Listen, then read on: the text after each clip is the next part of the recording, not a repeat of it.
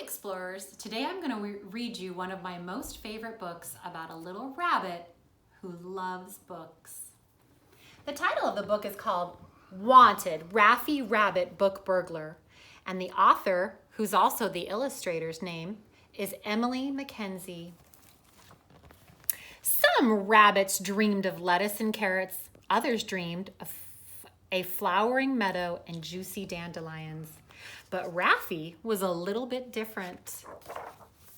Ralfy dreamed about books. In fact, he didn't just dream about them. He wanted to read them all the time. He made lists of all the books that he had read and gave them carrot ratings. He made a list of all the books he wanted to read and placed them in category order. He even made lists of books to recommend to his family and friends. But Ralfy loved to learn new words, and he loved the smell of books and the sound of the pages flipping. He loved getting lost in the stories, pretending that he was a captain of a pirate ship or an intrepid jungle explorer. Yes, Ralfy loved books so much that he started sneaking into people's bedrooms and reading their books while they were sleeping. And then one thing led to another. Ralfy didn't just read the books, he took them home. He crept off with comics and cookbooks. He dashed away with dictionaries, nabbed novels, and pinched the poetry. Ralfy had more books to read than ever before, and he was very pleased with himself. Arthur loved reading books too. He had shelves buckling with fairy tales and bookcases bursting with picture books. So when gaps started to appear along with half-eaten carrots and soggy lettuce leaves, and his favorite book, The Biggest Book of Monsters Ever, went missing, Arthur noticed someone was taking Arthur's books. Who do you think it is, boys and girls? It was time to find out who. Arthur assembled his special surveillance kit. Then with Teddy to keep him company, he sat in the dark and waited and waited. Soon he heard a rustle. Arthur frantically rummaged for his camera and his binoculars. He shined his flashlight into the dark corners of his room, and that's when he spotted Ralfy. "Stop! Come back here, you little bunny book thief," Arthur cried. But it was too late. Arthur was furious. Means he was really mad. He told his mom, but she just laughed. A bunny book thief? Arthur, I think your imagination is running wild. He told his teacher, but she said, Arthur, I want you to go away and have a long, hard think about what you're saying.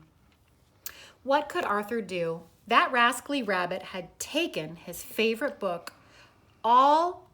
his favorite book of all time, and no one believed him. There was only one thing to do. Hello? Hello? Arthur called his local police station.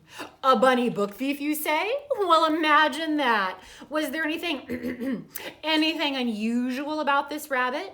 Can you give me a description, said Officer Puddle, snickering. He was laughing.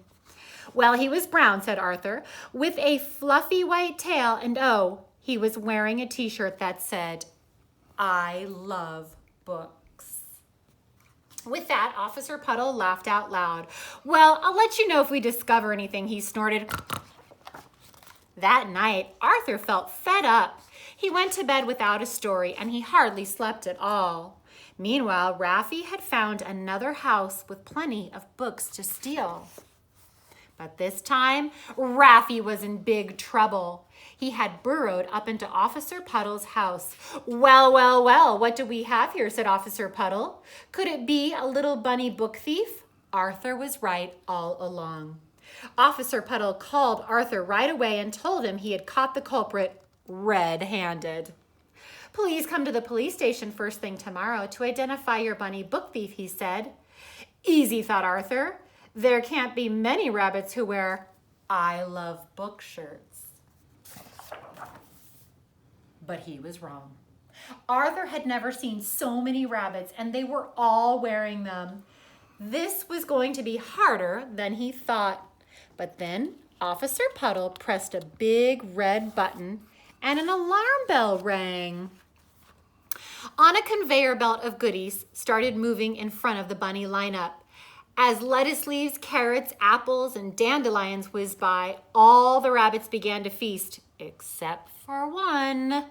Ralfy wasn't interested until a very special treat passed by. What do you think he's waiting for, boys and girls? Ralfy couldn't resist. In a frenzy, he started flicking through the pile of books. Aha! Got you, said Officer Puddle. You're in big trouble.